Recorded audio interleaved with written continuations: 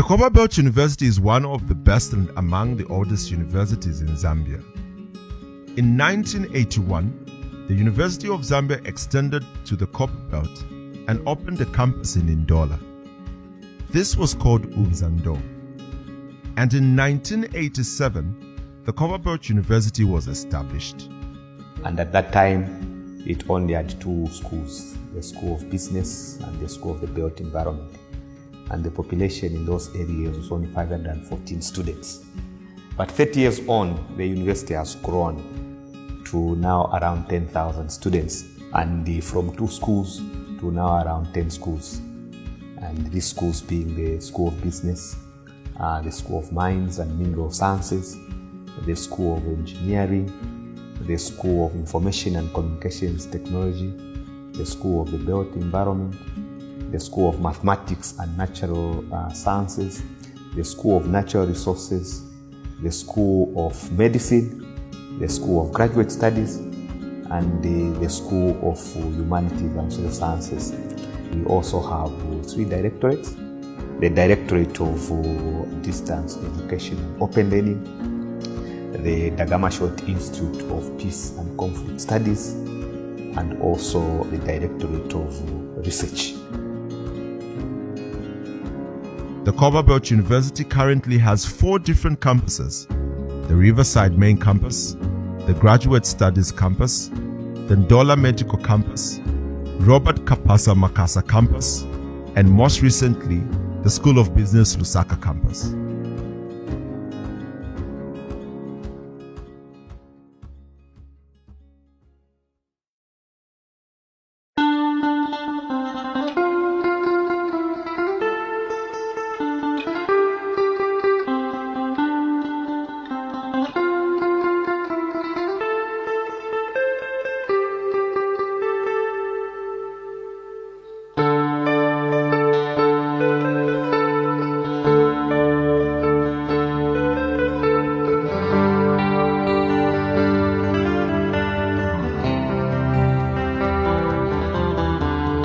We run the following programs. For the undergraduates, we have got the MBCHB, which is the Bachelor of Medicine and Bachelor of Surgery, Bachelor of Dental Surgery. We have the Bachelor of Clinical Medicine and the Bachelor of Biomedical Sciences.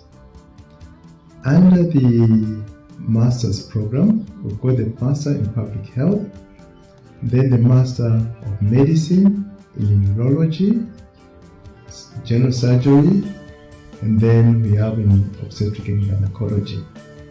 Master in Medicine in Pediatrics and Master in Medicine in Internal Medicine. In terms of research, we are one of the top ranking schools in the Copperbelt University in terms of output. Last year alone, we published 42 papers in peer-reviewed journals, and then 22 are actually in press. So the research spans over 3 thematic areas. One is the clinical, that involves the medicine and dental, and then we've got the public health and the basic sciences.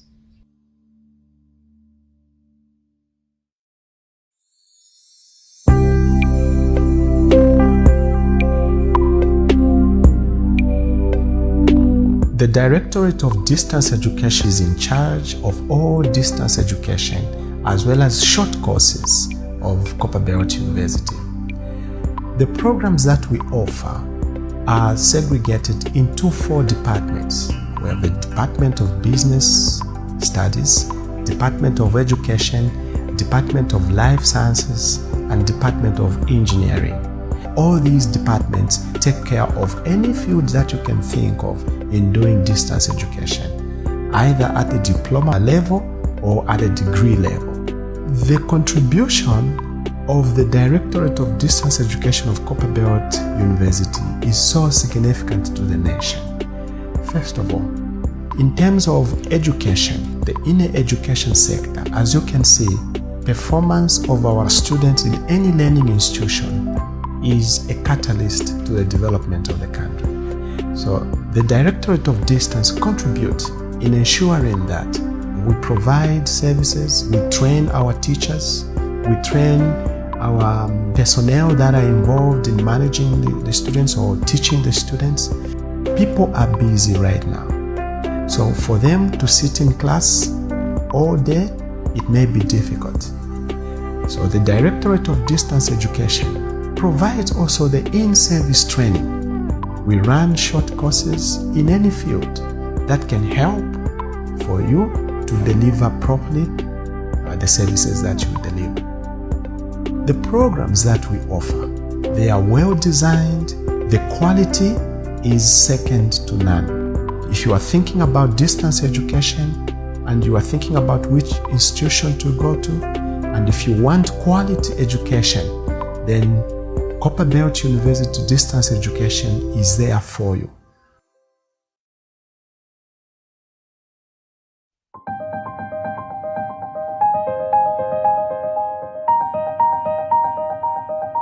A university will not be complete without taking care of its research function.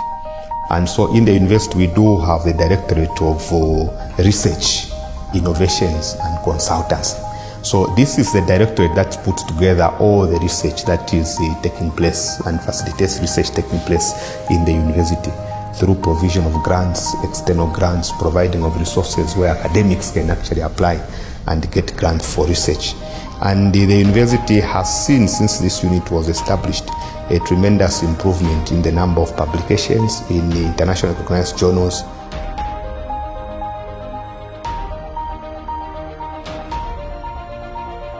Its function is to coordinate, monitor, organize all research activities of the university.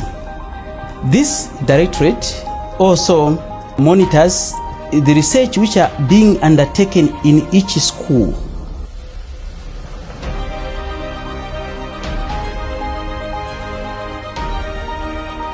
The Technology Management Office was formed particularly to assist the researchers to undertake research which is of commercial value.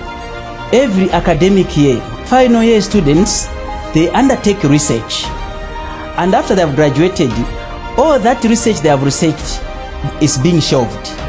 Just imagine from 1987 up to date. So we realized that there was a gap.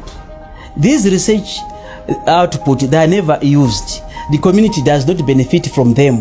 What the DRIC did, which is the Director of Research, Innovation and Consultants, was that to carry out what we call a cycle. The DRIC went to School of Belt Environment for 2015 research reports which were shelved. We extracted a few research. One of them was that one of making roof tiles. What he did, he identified the following resources. One was tilings. Then the other one was plastics. So he brought these tilings, that soil, and also the plastics. He crushed with the plastics, then he mixed. From that mixture, a student came up with a roof tile. Of course, he was supervised by a lecturer.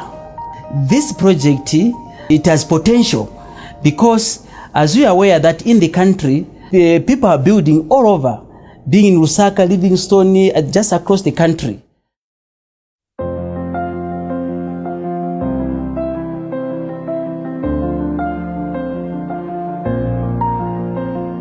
What we are doing here basically is plant propagation using the tissue culture technique. Plant tissue culture is basically the growing of plants from literally any part of the plant under very sterile conditions, controlled environment, and on nutrient medium. We are looking at a plant that will be virus-free at the end of the system. You can use tissue culture to rapidly multiply plants in the system. You can use plant tissue culture to eliminate virus in the plant system. In this plant tissue culture laboratory at the Copperbelt University, we are developing protocols for Chikanda orchid. And then at the end of the day, the plantlets will be transferred back to those areas where there has been over-harvesting. We also have Mumbu, Musala. We are also growing Mukula tree, and we are also developing protocols for rapid multiplication, because we need to replenish what has already been lost in our forests.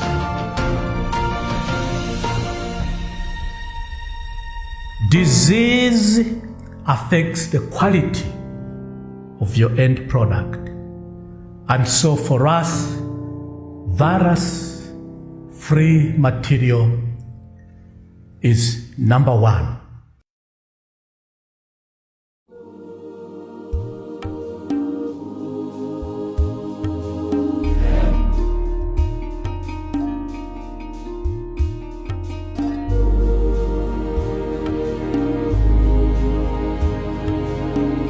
This place is being prepared as a habitat for mainly some wildlife species that were selected by the School of Natural Resources. And what you are seeing here is a pond or a dam that we are constructing, because most of this habitat is a dambo and it has a lot of natural water that flows. So we would like to harness that water and that we can use it to culture some fish also, and also use it as a drinking point for the animals that will keep in this fenced area.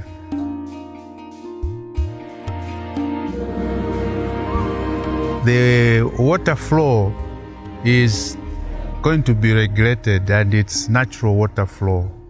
I must admit it's very wet here, so you get water throughout the year. Even in October you still have water flowing.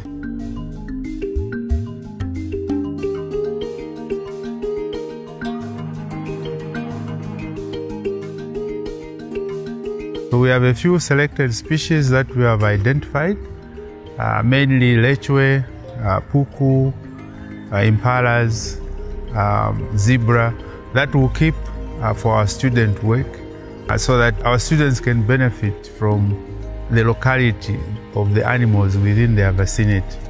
And that even as a small attraction, you can have people come here to look at the animals at closer range. And hence, this is a project that is going on.